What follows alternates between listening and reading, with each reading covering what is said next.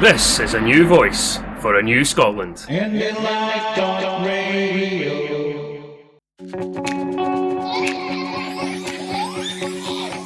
IndyPram is IndyPram on IndyLife Radio. IndyPram is IndyPram on IndyLife Radio. Right, I'd like to welcome to the IndyPram podcast Paul Kavanagh. Paul Kavanagh is also better known as the I'm going to start that again. Winch. He's a whinger. Nationalist grievance.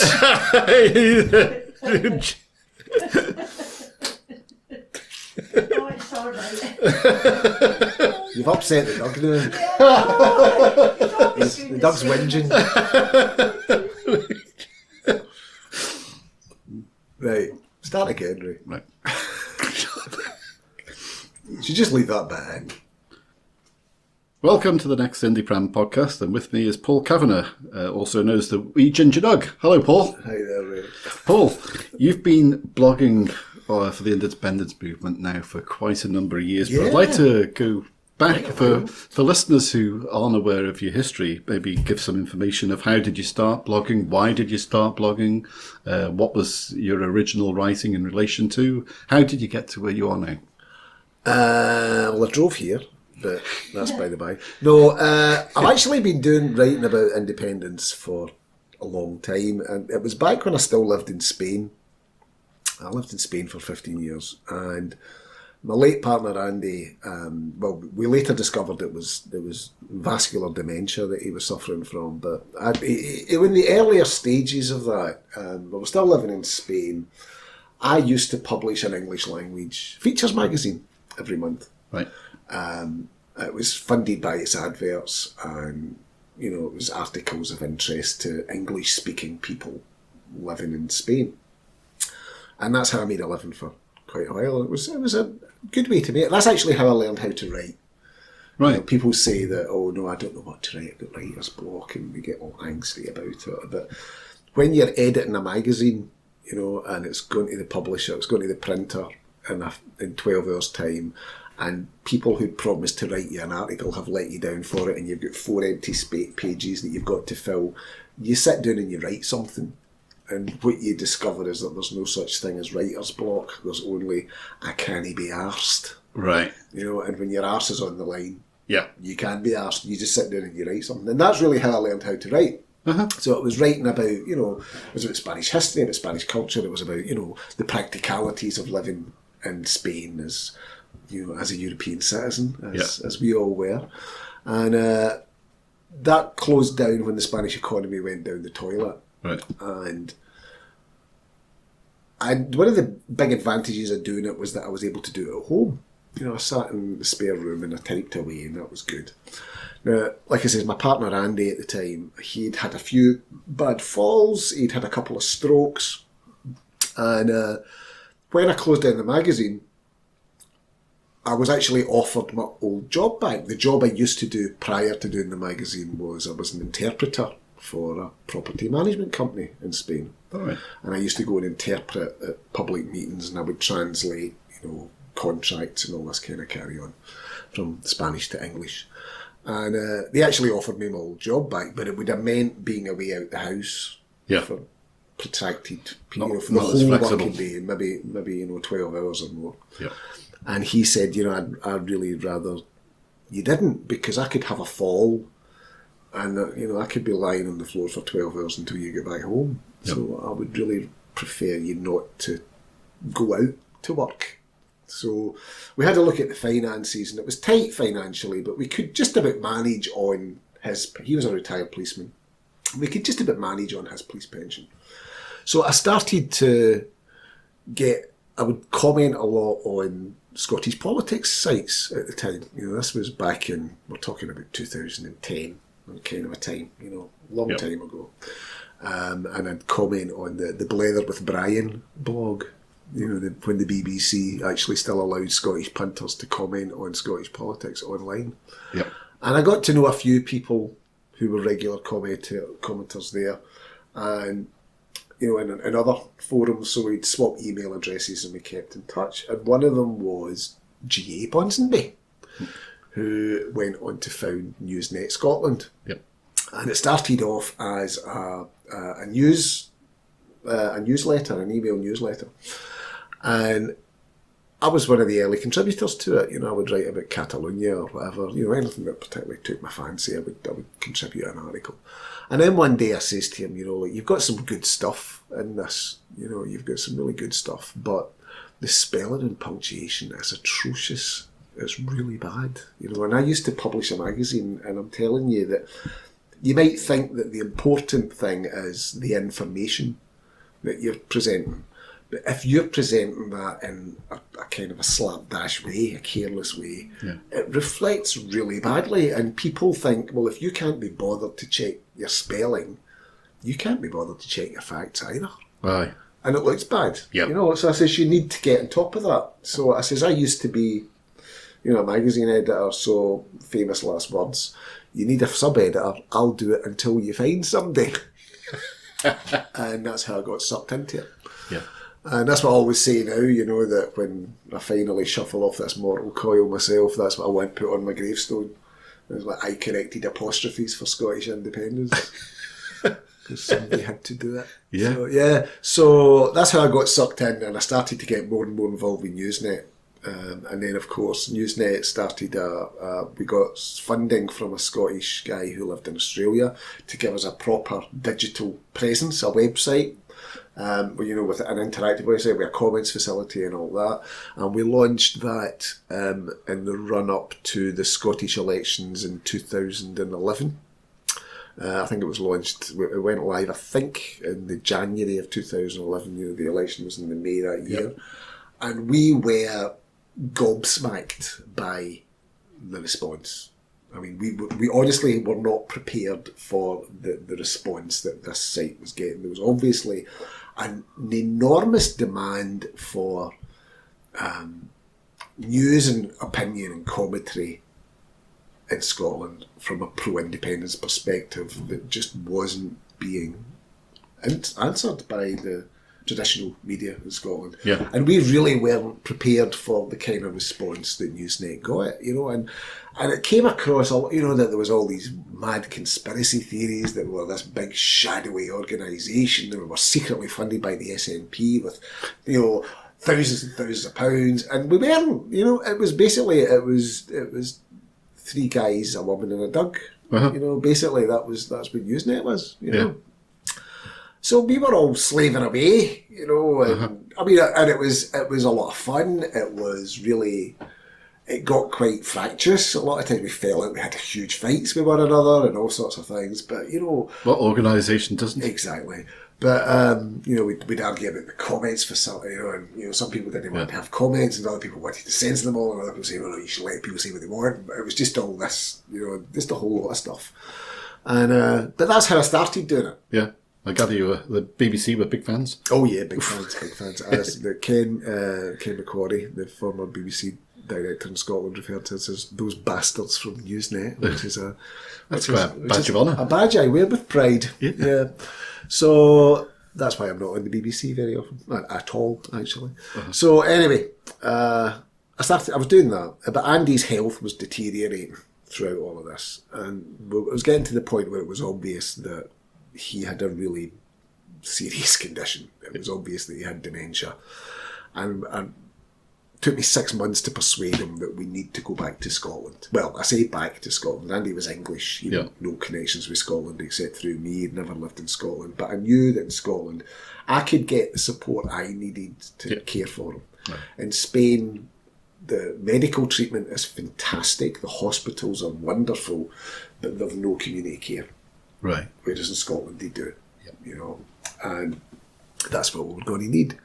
So we moved back to Scotland. We put the house in Spain up for sale. We moved into a rented flat in Ridley in the East End.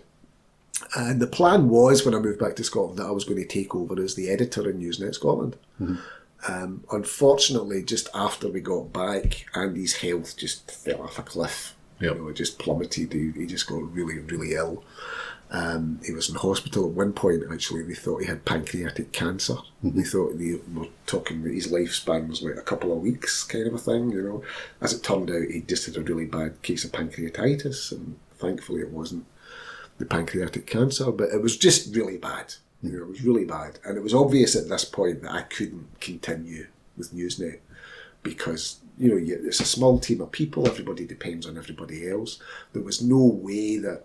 Because his health had deteriorated so badly, I couldn't leave him unattended to go out to meetings. I couldn't go and interview people. I couldn't do things that might need to be done. And also, if his health took a turn for the worse, as it did, that's what I needed to deal with. So it would mean that I couldn't even guarantee I was able to keep on top of the regular news cycle the way that you would have to. So I had to withdraw from Newsnet. Yeah. And then it was over the summer. And it was the independence referendum. This was 2013, and the independence referendum campaign was starting to kick off, and there was all sorts of things happening. And it was really frustrating because I wanted to get involved, but to contribute, I couldn't because I was stuck at home as a full-time carer.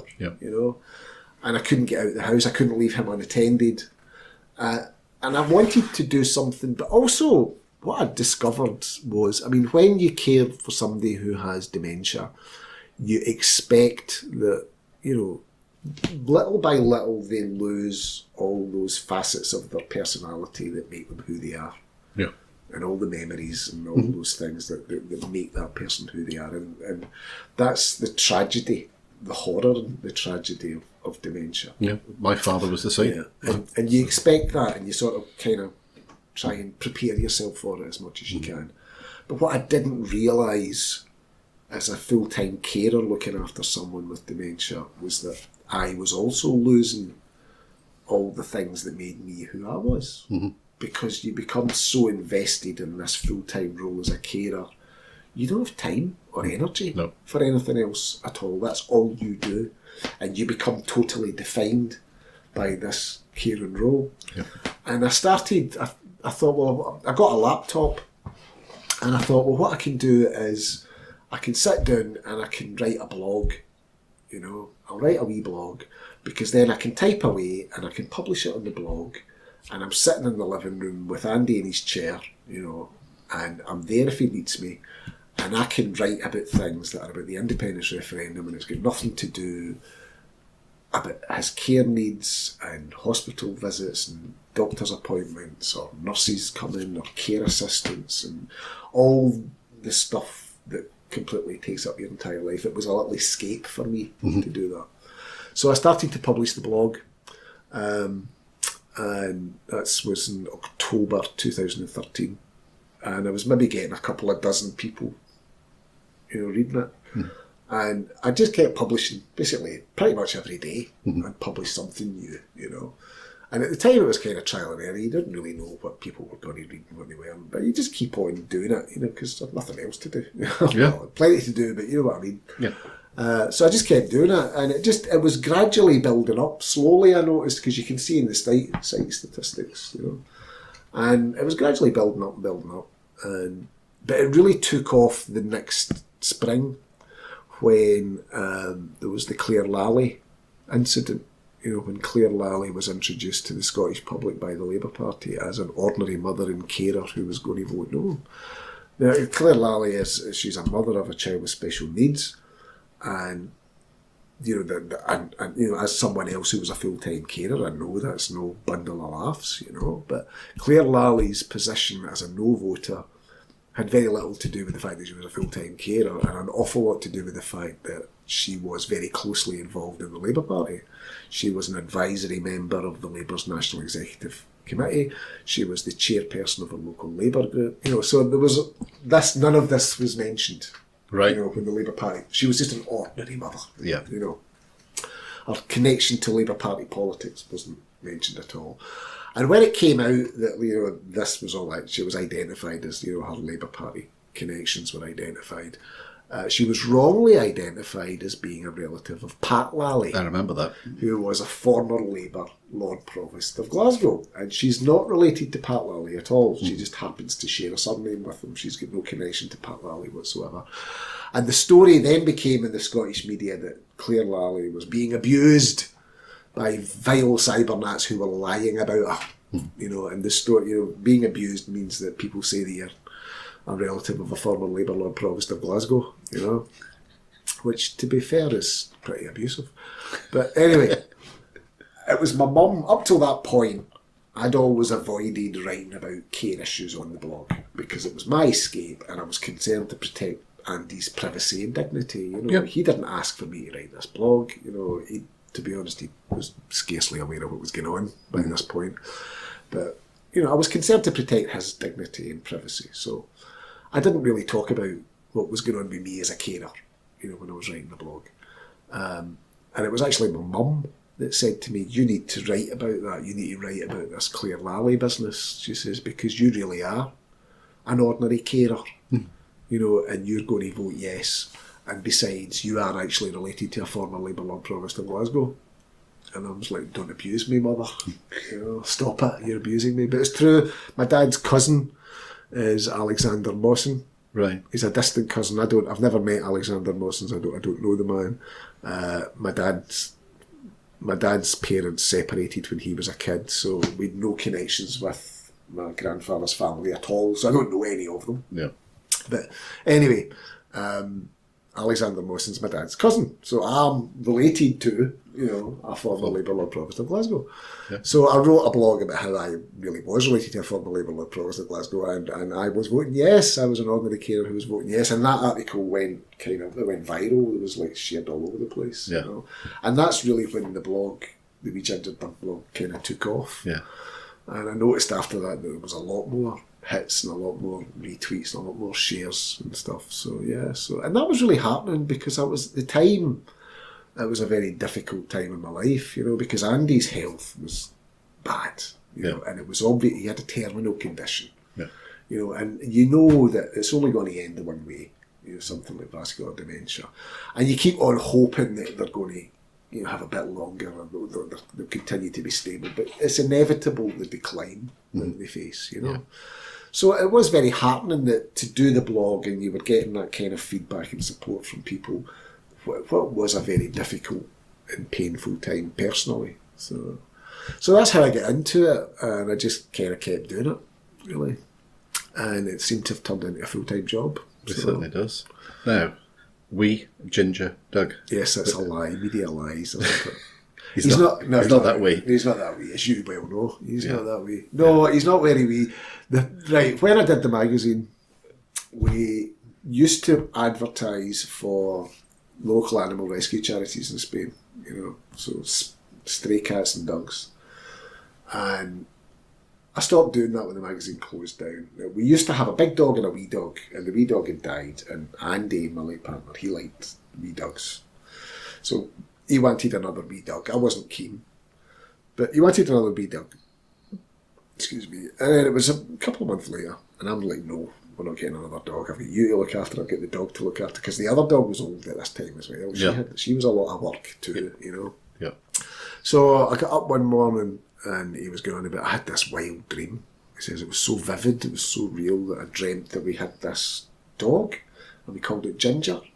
And I've got this image in my head of this dog with this wide head and a short muzzle and a wiry ginger coat, a curly tail and white socks on his feet. He says, but the weird thing is, he says, you were in Scotland with the dog and people were all going on about Scotland becoming independent. And I'm like, okay, fine. Now, this was 2009.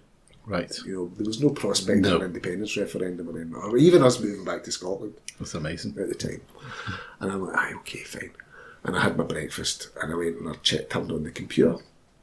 And lo and behold, there was an email from an animal rescue charity.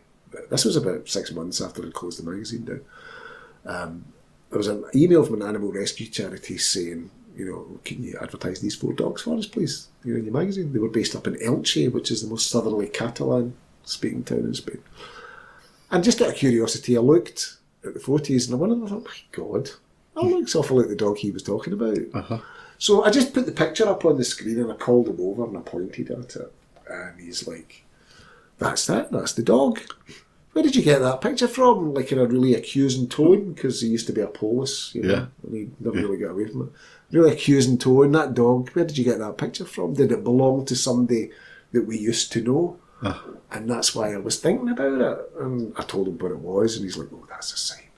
That's a sign, we've got to get it. So I contacted the animal rescue people, and I drove up to Elche that afternoon, and they said, fine, you know, take the dog home, see how he is. If you want to keep him, keep him. If not, bring him back. And they brought him out, and the very first thing I said when I saw him was, he's an awful lot bigger than he looked in the photo. And I put him in the car and I brought him home, and the first thing Andy said was, he's a lot bigger than I thought he was going to be. That was that. So that's how we get the wee ginger dog. And everything that he dreamt about has come true, except we're still waiting on the independence bit. Not long to go now. So I reckon Yeah, we're no, almost it's there. yeah, fate. That was a super story. So he's definitely the sort of spirit animal of the Scottish independence movement, that dog, for some reason.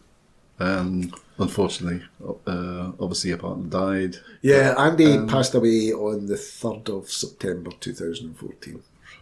Timing. Yeah, he actually got his postal vote just a few days previous, and I took it to him in the hospital. He was really weak, he was really ill at this point, and it took him 20 minutes to sign his name and to put the X in. Yeah. You know, but he did it, and he voted yes for independence. Yeah. You know, I was so proud of him. It was the last thing he ever put his name to. Yeah. Last thing he ever put his name to, and I burst into tears when I posted it, because I just knew that this is the last thing he's ever going to sign. I just knew. You know? So I did, and he posted it, and I know he'd have been disappointed that Scotland didn't vote yes. That, you know, a few days later, but I think he'd have been really proud that the way that we didn't just give up, that we didn't go, no. You know, the way we said, right, we're going to hold you to account for these promises that you've made to us, you know. Fired us up. Exactly, because that was the big mistake that the anti-independence parties made in 2014, you know. And I remember watching them, you know, that night on the telly, and they're all dancing, celebrating. I know. It was like back to business as usual. And I thought, no, you're wrong. You are so wrong, because Scotland has changed. Scotland's changed forever, and we will hold you to account. We will make sure that you fulfil these promises that you've made, and if you don't, you know, you will be held accountable. And that's exactly what's happened. They didn't. Of course they had never had the slightest intentions no intention of keeping the promises that they made to us, but you know, we're holding them to account. So I'm convinced, I'm actually more convinced now that we'll become independent than I was in 2014. So there's a total different air about it now. The hype that we had, it's more calmer. I feel that when people are getting more educated. yeah, They're learning about reframing. They're learning about the facts. Obviously, we're waiting for some aspects from the SNP. Obviously, we've had this growth commission. There's lots of debate on the pros and cons of that. What's your own thoughts on that, by the way? well, I think the biggest change actually is the fact that independence is normal. Yeah. You know, the idea We're just of, taking it in a stride. exactly, the idea of independence is now normal in Scottish politics in a way that it wasn't for a long, long time. It was always kind of on the margins. Yeah. You know, it wasn't an idea that was taken seriously. It was kind of scoffed at. It was laughed off. You know, that's never going to happen. But now, whether you support Scottish independence or not, you have to take the idea of it seriously. Yep. You know, because it's the very fulcrum of Scottish politics. It's the thing around which everything in Scottish politics swivels. You know, so it's the key idea in Scottish politics at the moment, and it will be until Scottish independence is achieved. Yeah. So that's the biggest change. The realisation that Scotland, there's no reason why we can't. So it's up, in a sense, it's now the onus is on people who oppose independence to give us reasons why we shouldn't become independent. You know, as much as it is for us to prove the reasons why we should. You know, and that's where I think the biggest change has been since 2014. Because in 2014 they were able to say, you know, oh, but Scotland, if, you know, you'll be a much loved equal partner in a family of nations, you know, you'll be safe in the European Union, we'll give you all these extra powers, we'll do this, we'll do that, you know. We'll make your parliament permanent. Exactly, we'll give you a permanent parliament, and all these things which have just been proven to be bollocks. Oh, and you can have loads of ships built on the Clyde as well. Just Tax offices, you know, we'll add to them. Yeah, you can have all this investment in renewable energy. You know, all these things that they promised us, and that's just turned to dust. Yeah. So now I'm struggling to think of what kind of positive bribes that they can offer us. You know, in a future independence referendum campaign that people are going to believe. Because many undecided voters who probably eventually turn to voting no, since that time, are going to be so much more aware of the promises that were not kept. Exactly. And they're weighing up every single day. Whereas I feel the word independence or self-determination, it becomes normal to talk about and consider or think about, that in everyday news, you can think, well, would it be better? How much better could it be if we were independent? But I think in 2014, an awful lot of people, I was struck constantly by the number of people who said that, you know, they had no theoretical or moral or philosophical objections to independence, but they weren't persuaded by the arguments that were being put forward at the time. So they were open to persuasion, but they just weren't persuaded. Yeah. But there was also a significant number of people who were willing to give Westminster and the Westminster parties the benefit of the doubt. And I think that's what's going now. Yeah. There's far fewer people willing to give them the benefit of the doubt because of the way they've behaved over the past 5 years. See, that's where I came in, you see, because I couldn't believe, as an Englishman who's lived here for over 40 years, knowing the history, I could not believe how Scots could to be taken in. I says, please don't listen to these lies, because I only came in to the independence movement simply because I was suddenly getting all these stories of, you know, you can't do this, or you can't do that, or you're not big enough for that. I thought, wait a minute, don't tell me we can't do this and we can't do that.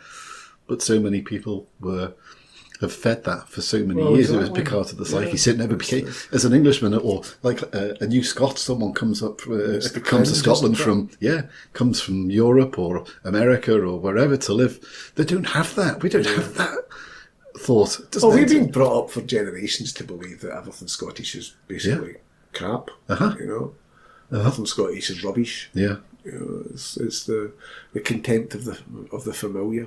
Yeah. And if it's Scottish, it can't be that good. And that's just the way that we were brought up for so long. You know, that we needed this shelter of Westminster to protect us, not just to protect us from the outside world, but also to protect us from ourselves. And that was really because, you know, that we weren't really civilised, and that came across, you know, in the Better Together pitch that was made in 2014. That Scotland needed Westminster in order to ensure that we would have democratic, civilised politics. Because if we didn't, you know, we would descend into this Caledonian anarchy. Yeah. Because essentially there's this kind of British view, you know, it's essentially racist. You know, that the peripheral Celtic nations of the United Kingdom need the tender mercies of Westminster in order to raise them up to some level of acceptable civilisation. And that was something. Excuse me, shaking my head in this. It's awful. But that was something that was very prevalent in Scotland, you know, particularly in the early years after Union in 1707. You know, that Scotland went through this whole phase of Anglicisation in a very self-conscious way.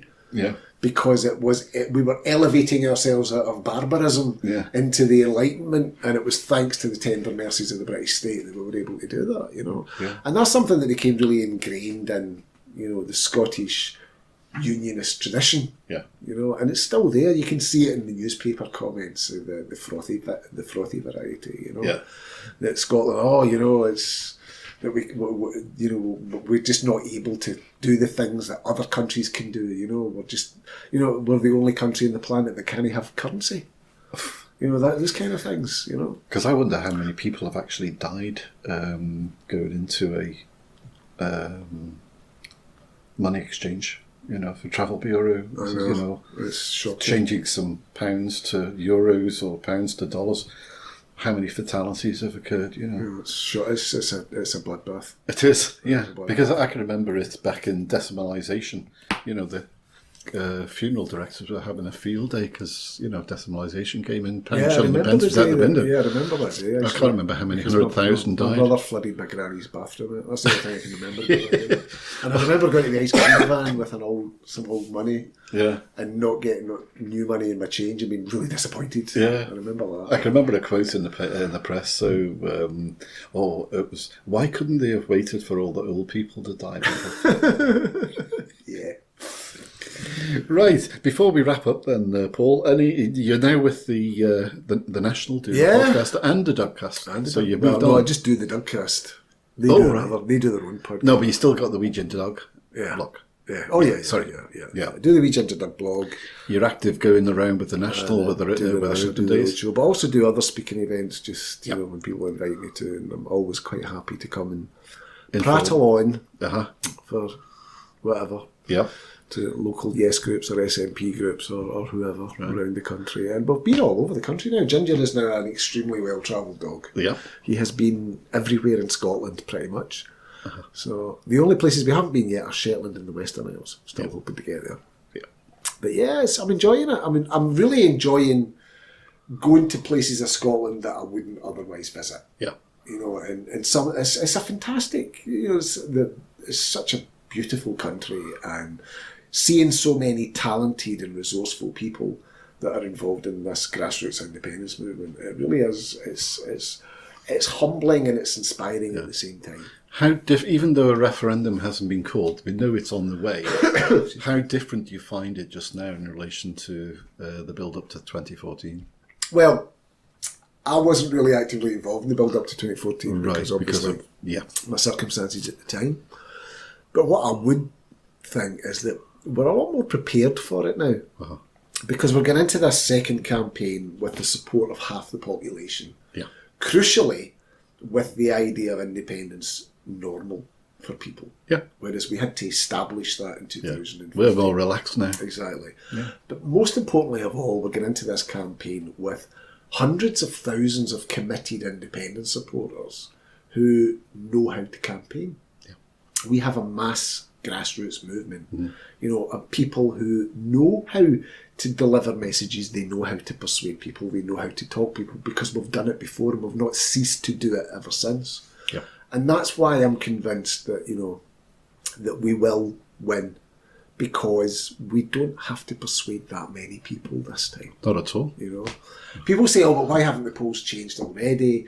And it's because, most people aren't that interested in politics. They'd rather just not think about it, and they won't think about it until they've got a reason to, in the shape of a date for a vote. Yeah. That's when that's the focus of attention then. That's when they'll start to engage with it. Yeah. And that's when we can start to change minds and to change opinions, and that's when we'll see a shift in the opinion polls. It must be really ironic for the mainstream media, who are always painting negative stories whenever they can of the way the Yes movement, the grassroots movement, is actually steadily just growing. Yeah, but they've done it the wrong way. I mean, not that I want to give, when your enemy's making a mistake, you shouldn't interrupt them, but they're picking the wrong target. They're using the SNP as a proxy for independence. Yep. That's what they're doing. And they think that by attacking the SNP, they can attack the concept of independence. But that's fundamentally wrong. Because independence isn't about... I mean, obviously the SNP is by far and away the largest and most influential pro-independence organisation, the largest independence party by far. But independence isn't about the SNP. Independence is about Scotland and Scotland's future. Scotland, when it's an independent country, will be a democracy. There will be people in this country who vote Ruth Davidson. There will be people in this country who vote for whatever happens to the Scottish Labour Party. All these options will still be available in Scotland. And the SNP, I don't think, will last in its current incarnation long after Scottish independence is achieved, because at the moment it's a very disparate party with left and right wings that are being held together by this common belief in Scottish independence. And once that is achieved, I suspect that those parts of the party will start to go their own ways. The entire Scottish political landscape will change after Scottish independence. Scotland will be a democracy. So you can't attack the idea of Scottish independence by attacking how one particular party manages a devolved administration. Fundamentally, you're attacking the wrong thing. But that's all we've got, and that's what we're going to keep on trying to do. And that's why I think that we will win, because they're fixated on playing with this as though it's party politics, when it's not about party politics. It's about something much, much bigger than that. Yeah. It's about the future of the whole of Scotland. One of the things I have been struck with, and it was looking at what Progress Scotland were doing, Angus Robertson's new initiative, and attracting, soft no voters and people who are swithering, about yes or no. And what really struck me was, now it's certainly it's very important that we continue to produce a strong and a positive message for yes. That's vitally important. But what struck me about those people that had shifted from no to yes, it wasn't that they'd been persuaded by this great new case for yes. It was that they had become disillusioned and disenchanted with the British state. Yep. And I think what we need to do in this independence referendum to come is to talk about the disadvantages to Scotland of remaining a part of the United Kingdom. Because paradoxically, those kind of things that people were fearful of losing in 2014, the NHS and, public services, education system, all the things that were the product of the post-war settlement in the United Kingdom. The things that people of that generation really prized and were afraid of losing with independence. Paradoxically, the only way we can preserve those things, those quintessentially British things in one sense, is with independence. Yeah. If you want to protect the good things of the British state, you need to vote for Scottish independence, because those are under threat and under attack by the British state like they've never been before. And make no mistake, the Conservatives do not want to take Scotland and the rest of the United Kingdom out of the European Union in order to turn this country into a paradise, a utopia of workers and employment rights. They're doing it because they want to burn, they want to burn through regulations. They want to burn away what they call red tape, which are workers' rights, employment rights, health and safety legislation, the kind of things that give us a decent, better quality of life. Yep. And they want to destroy all that. And that's the future that's ahead of us if we remain a part of this so-called United Kingdom.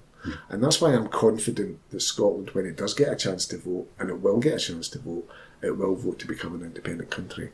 And that's going to be sooner, I think, than most of them like to believe. I agree.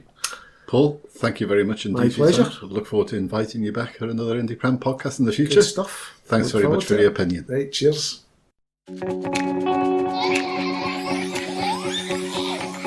IndyPram, yes, IndyPram, on Indy Live Radio. IndyPram, yes, IndyPram, on Indy Live Radio.